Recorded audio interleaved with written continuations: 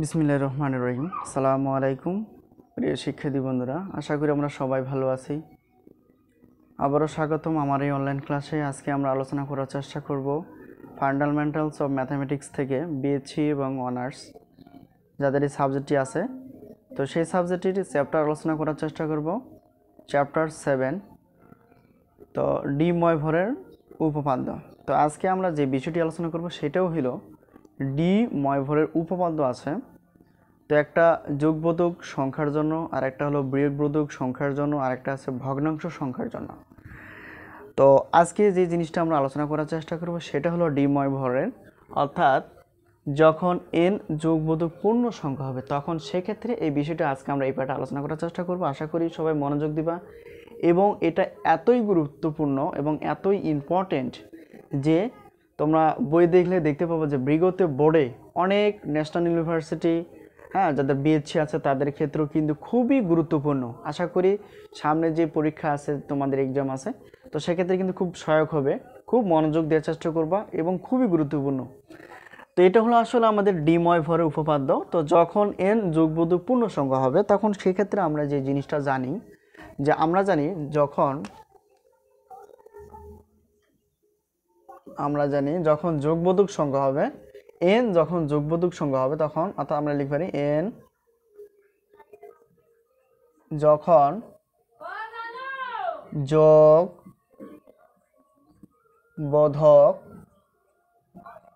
পূর্ণ সংখ্যা, তো তখন সেক্ষেত্রে একটা সূত্র, পূর্ণ সংখ্যা, তো সেক্ষেত্রে আমরা একটা সূত্র, যেমন আমরা জানি যখন ডি ময়ভরের উপপাদ্য অনুসারে আমরা যখন এন যখন পূর্ণ যোগবোধক সংখ্যা হয় তখন যে জিনিসটা পাওয়া যায় সেটা হলো যে cos theta plus i sine theta to the power n. ঠিক আছে, তো cos theta plus i sine theta, cos theta plus i sine theta to the power n, আর এটাকে আমরা পাই সেটা হলো cos n theta plus i sine n theta. Okay, তো এই জিনিসটা কিন্তু পাওয়া যায়, কারণ আমরা জানি যখন যে ডি ময়ভরের যোগবোধক পূর্ণ সংখ্যা হয় তখন cos theta plus i sine theta, এই পাওয়ারটা তখন থিটার সঙ্গে গুণ হয়ে যায়, এই পাওয়ারটা তখন থিটার সঙ্গে গুণ হয়ে যায়, তার মানে এটা হয়ে যাবে। তাহলে এখানে বোঝা গেল যে এখানে যেটা আছে সেটা থেকে আমাদের বাম পাশ থেকে ডান পাশটা আমাদের কি করতে হবে, প্রমাণ দেখাতে হবে। যদি মিলে যায় তাহলে সেক্ষেত্রে এটা আসলে একটা এন যে একটা যোগবোধক পূর্ণ সংখ্যা ছিল ডি ময়ভরে, সেটা আমরা দেখাতে পারবো। তো যাই হোক, এখানে এখন যে কাজটা লাগবে সেটা হলো আমরা যদি কল্পনা করি তাহলে এটা সমান আমাদের এটা দেখাতে হবে। অর্থাৎ এটাকে আমরা যদি ধরি, যেমন cos থিটা 1,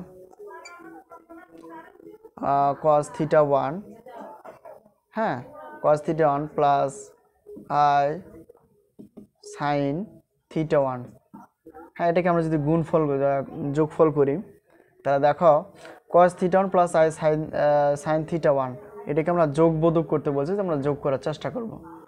ওকে, তো এখানে যোগবোধক করতে হলে তাহলে এখানে দেখো আমাদের যোগবোধকটা আনতে হবে, তাহলে এখানে আমরা যোগবোধক নিলাম।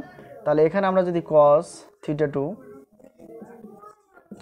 প্লাস আই সাইন থিটা 2, ঠিক আছে, এই অংশটা, তাহলে এই অংশটা যদি আমরা হিসাব করি তাহলে সেক্ষেত্রে আমাদের যে পাঠ্য বই আছে সেটা আমরা যদি একটু লক্ষ্য করি, তো প্রশ্নটা ছিল এরকমই যে যোগবোধক, তো এখানে যোগবোধক হিসেবে দেখাতে হবে। আমরা যোগবোধক হিসেবে দেখব, আচ্ছা যোগবোধক, তো যোগবোধক হিসেবে দেখব, ঠিক আছে। তো এখানে cos theta 1 plus i sine theta 1, এটাকে যদি আমরা দুটোকে গুণ করে দেই তাহলে কি আসে এটাকে খেয়াল করি। দেখো আমাদের মেন কথা হলো আমাদের প্রমাণ দেখাতে হবে, তো আমরা প্রমাণ দেখব। তো প্রথমটা যদি cos থিটা 1 হয়, একই সূত্র দেখো এখানে cos theta plus i sine theta, আচ্ছা প্রথমটা cos theta 1 plus i sine theta 1, cos theta 2 plus i sine theta 2, মানে দুটো যদি কম্পেয়ার করে গুণ করে দেই তাহলে দেখো cos থিটা 1 এর সঙ্গে cos থিটা 2 যদি গুণ করে দেই তাহলে কি আসে, cos থিটা 1 ডট, এটার সঙ্গে এটা গুণ করলে হবে cos থিটা 2, এটা এটার সঙ্গে এটা গুণ করলাম। এখন এটার সঙ্গে পরেরটা গুণ করবো, দেখো প্লাস মাইনাসে হবে, সরি প্লাস প্লাস হবে প্লাস কস থিটা ওয়ানের সঙ্গে আই সাইন থিটা টু যদি গুণ করি তাহলে কী হবে দেখা যাক এখানে কস থিটা ওয়ান, তাহলে কত হবে dot I sine theta two, আমরা গুণ করে দিলাম। ঠিক আছে, কস থিটানোর সঙ্গে এটার গুণ, কস থিটানোর সঙ্গে পরেরটায় যদি আমরা গুণ করে দিই এই জিনিসটা কিন্তু চলে আসবে। এখন প্লাস প্লাস আর এখানে প্লাস প্লাসে প্লাসই হয়, তো আই সাইন থিটানোর সঙ্গে এটাকে গুণ এটাকেও গুণ করতে হতো। এখানে দেখো I sine theta one, I sine theta one dot পরেরটা হলো কস থিটা টু প্লাস প্লাসে প্লাস।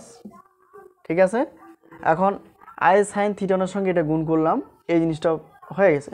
এখন আই সাইন থিটানোর সঙ্গে নেক্সটটা গুণ করব, দেখো এখানে প্লাস প্লাসে প্লাসই হয় এবং আইয়ের সঙ্গে আই গুণ করলে হবে আই স্কোয়ার, এটা আমরা লিখব।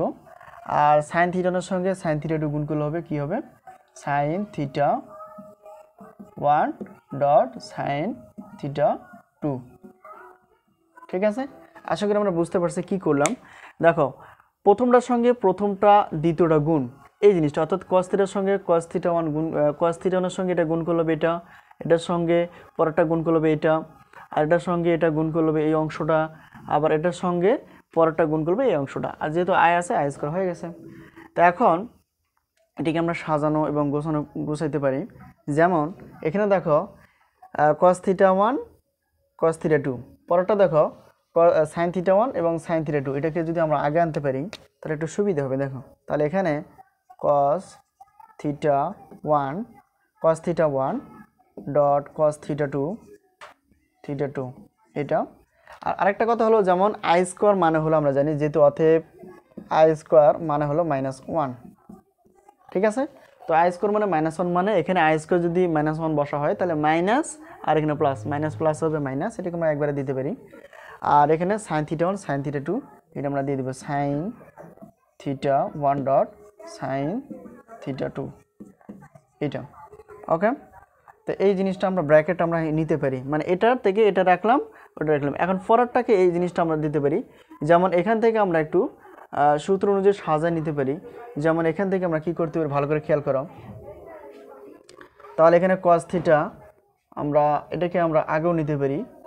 আচ্ছা এখানে প্লাস আই, হ্যাঁ এখানে আই নিলাম, তো এখানে আই থাকতেছে আই, এখানে আই আই কমন, মানে দুটো থেকে এই দুটো মিলে একটা, এই দুটো মিলে একটা, তাহলে আই আই কমন নিলাম। এখন কথা হলো এখানে আমরা এটা একটু যদি করবি, যেমন সাইন থিটা ওয়ান একটা সূত্র ব্যবহার করে সাইন থিটা ওয়ান, এখন sine theta one cos theta two আমরা যদি ব্যবহার করি এই অংশ থেকে কস থিটা টু, আচ্ছা প্লাস এখন সাইন না এখন cos theta one dot sine theta two একটাকে সূত্র নিয়ে আসা যাবে আর কি। এই জিনিসটা খেয়াল করো কি করলাম, দেখো আমরা পুরা যে অংশটা এই পুরো অংশটা আমরা এই অংশটা থেকে আমরা কি করলাম এই পুরো অংশটা ভালো করে খেয়াল করো তাহলে একটু ইজি হয়ে যাবে। আমরা কি করলাম এখান থেকে আই পাওয়া যায়, এখান থেকে দুইটা থেকে আই পাওয়া যায়, তো আই কমন যেহেতু যোগ আকার আছে যোগ। এখন আমরা দেখো sine theta one cos theta two plus এটা cos theta one sine theta two, এটা করা যায় কিন্তু। ঠিক আছে, আর এখানে প্রথমটা প্রথমে আর শেষেরটা আমরা যেহেতু আগেই বললাম যে আই স্কোয়ার সমান হলো -1, তো এখানে -1 বসালে মাইনাস আর প্লাস হবে মাইনাস, অর্থাৎ মাইনাস প্লাস হবে মাইনাস, এই জন্য মাইনাস, আর এখানে সাইন থিটা এবং sine theta one sine theta two আছে এটা দিয়ে দিলাম।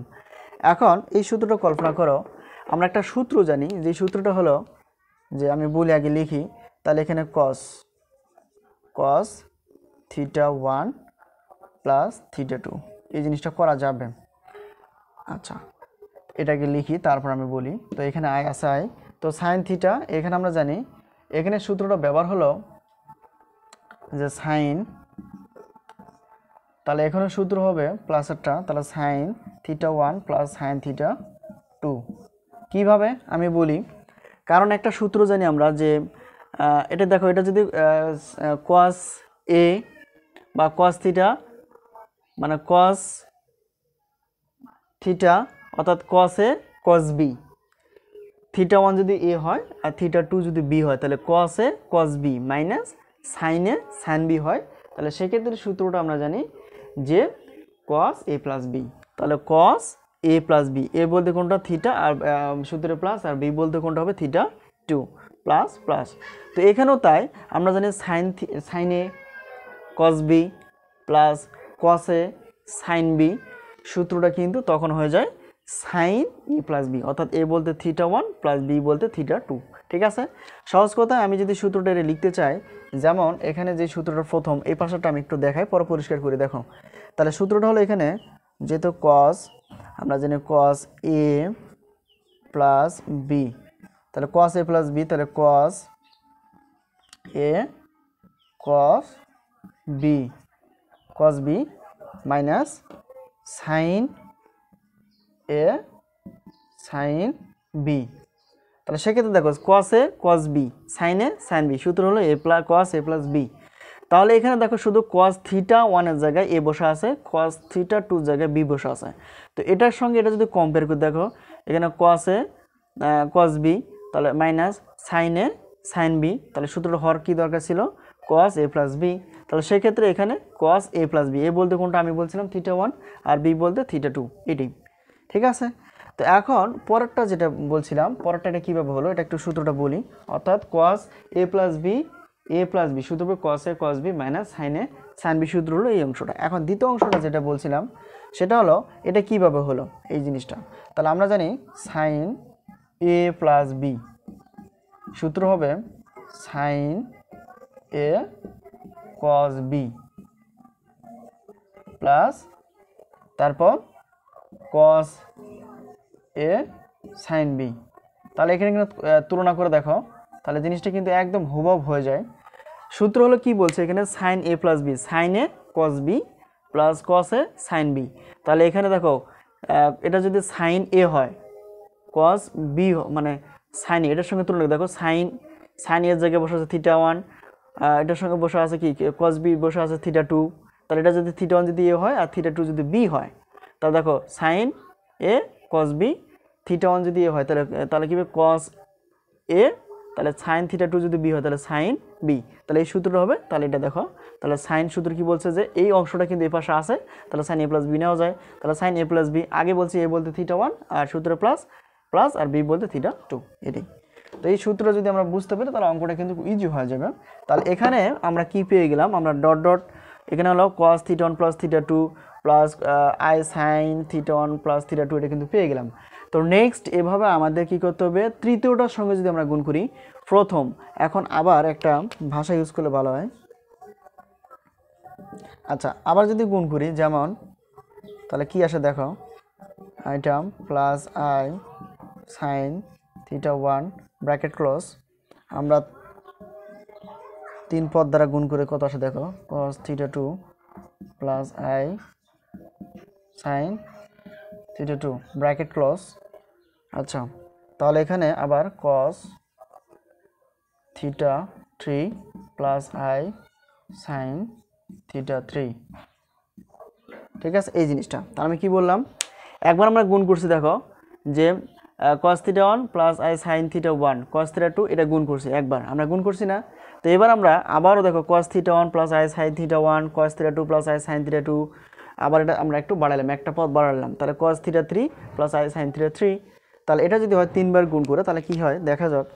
এখানে আমরা আগেই জানি যে এই পুরো অংশটা আমরা একবার গুণ করে যেটা হিসাব করলাম, এখনও গুণ করলে তাই বাদ, cos theta 1 plus i sine theta 1, এই অংশটা আমরা কত পেয়েছি দেখো, উপরে যেটা পাইলাম সেটা হলো যে অংশটা যে এই কস, অর্থাৎ এটা আমরা পেয়ে গেছি কস থিটা 1, এটা আমরা হিসাব করে কত পেয়েছি cos theta 1 plus theta 2 I plus i sine theta 1 theta 2। তো এই অংশটা অর্থাৎ এর মানটা আমরা বসাই দিব আমরা। আচ্ছা, theta 1 plus theta 2, theta 1 plus theta 2 plus i sign, তাহলে কী হবে theta 2 sorry theta 1 plus theta 2। কী করলাম, কারণ সাইন থিটা 1 প্লাস না cos theta 1 plus i sine theta 1, এটাকে আমরা গুণ করলে হবে cos theta 1 plus theta 2 plus i sine theta 1 plus theta 2 এই অংশটা। এখন এটা হলো, তাহলে এটা হলো এক্সট্রা, তাহলে এটাকে আমরা যদি গুণ করে নিই তাহলে এই দেখো আমরা ধীরে ধীরে গুণ করি, তো cos theta 3 plus i sine theta, আচ্ছা থিটা 3 এই অংশটা। এখন আমরা কি করব, তাহলে এটা যদি আমরা গুণ করে হিসাব করে দেখো কসের সঙ্গে আমরা যদি গুণ করে দেই তাহলে কি আসবে, অর্থাৎ এখানে কস কস যদি কমন নেই তাহলে এই জিনিসটা হওয়ার কথা, তাহলে কস, তাহলে এখানে থিটা 1 যোগ করে দেবো প্লাস থিটা 2, আচ্ছা এটা, তাহলে এখানে কস নিয়ে নিলাম, তাহলে কস থিটা এটা যোগ যেত, তাহলে এখানে কি হবে কস থিটা 3 অর্থাৎ থিটা 3 এটা আসবে। ঠিক আছে, প্লাস প্লাসে দিতে প্লাস এটা। আর এখন দেখো আই সাইন নেক্সট একইভাবে, তো এখানে ছিল থিটা 1 প্লাস থিটা 2, তার সঙ্গে যদি আমরা এটা গুণ করে দিই যেহেতু যোগ এখানে দেখো, তাহলে এখানে কি আসবে সাইন থিটা অর্থাৎ থিটা 3। ঠিক আছে, এই অংশটা কিন্তু আসবে। আমি আবারও বলি, এটার মান এখানে বসাইলাম, এই অংশটা আর এটা ছিল। এখন কস থিটার সঙ্গে এটা যদি পুরোটা মিলে আমরা যদি গুণ করি তাহলে এই অংশটা কিন্তু চলে আসবে। আবার প্লাস সাইন আইন থিটা যা আছে এটার সঙ্গে যদি আমরা এটার সঙ্গে পুরোটা, এটা আই আই অর্থাৎ সাইন একই, অর্থাৎ আই সাইন কমন নিলেও ভুল হবে না। তাই এখানে থিটা 1 থিটা 2 তার সঙ্গে এটা মিলে নিলাম, তাহলে কি প্লাস থিটা 3। আচ্ছা, তাহলে এখানে cos থিটা এটা পেয়ে গেলাম এই জিনিসটা। এখন আরও একবার করার দরকার আছে, যেমন এনতম পদ অর্থাৎ এনতম পদ হিসেবে আবারও একটা ভাষা ইউজ করব,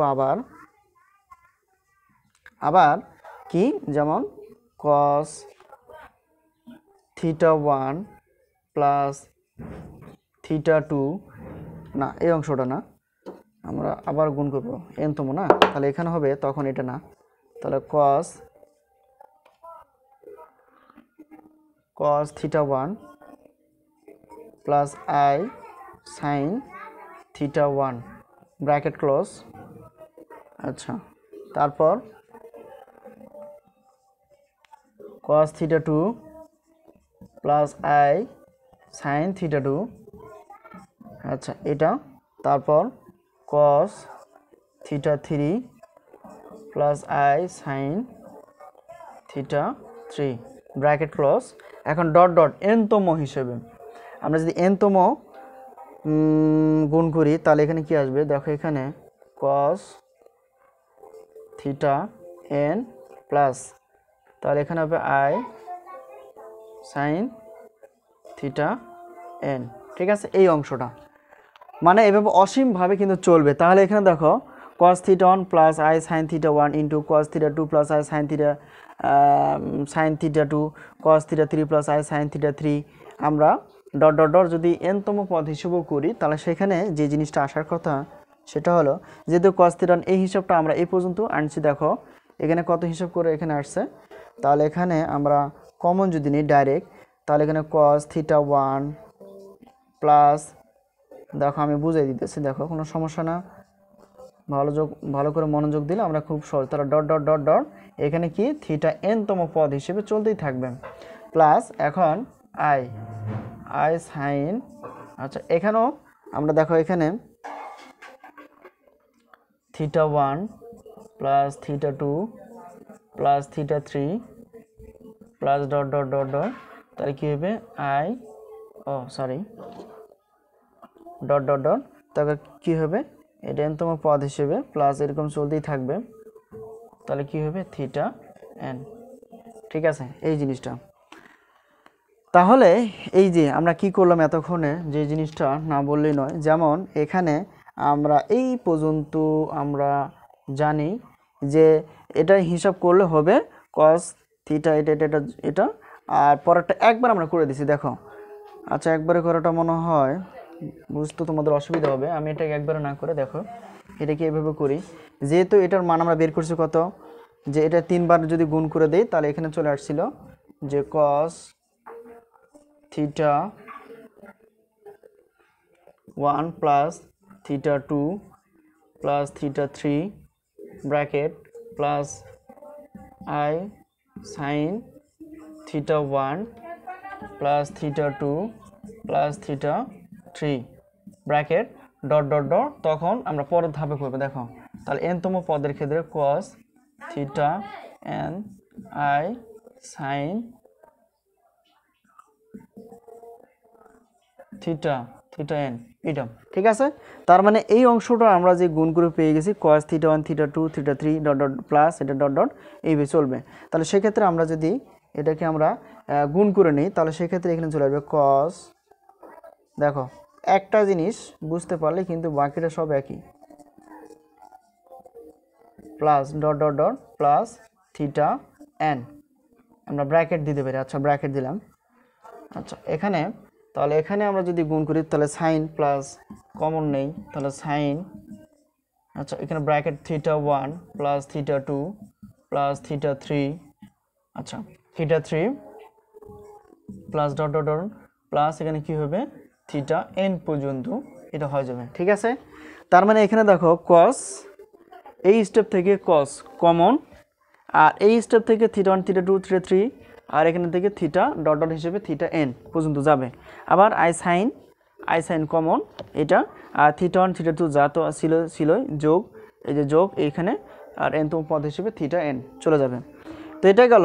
এখন যে জিনিসটা দেখার কথা সেই জিনিসটা আমরা যদি মনে করি তাহলে দেখো এখানে cos, তাহলে পুরোটা যদি আমরা কি থিটা 1 থিটা 2 যদি কি ধরি, আমরা কি ধরে নেই থিটা ধরে নেই, থিটা ধরে নেই, তাহলে এখানে চলে আসবে থিটা, আর এখানে যদি আমরা প্লাস আই সাইন, আচ্ছা পুরোটাকে যদি আমরা থিটা ধরে নেই তাহলে এটা হবে, ঠিক আছে। তাহলে cos theta plus i sine theta, cos theta plus i sine theta আমাদের কি হয়ে যায় প্রমাণ হয়ে যায়, অর্থাৎ cos theta plus i sine theta প্রমাণ হয়ে যায়। আর এখানে যত পাওয়ার হিসেবে যদি এন দেওয়া থাকে তাহলে সেখান থেকে আমরা কি করতে পারি এটা গুণ করতে পারি, ওকে। তাহলে প্রত্যেকটার ক্ষেত্রে যদি এরকম cos theta plus i sine theta যদি পাওয়ার হিসেবে থাকে এন, তাহলে এনতম পদের জন্য এখানে কি হবে, তাহলে এখানে যদি আমরা ধরি তাহলে সেক্ষেত্রে যদি, অর্থাৎ যদি এখানে লিখি যদি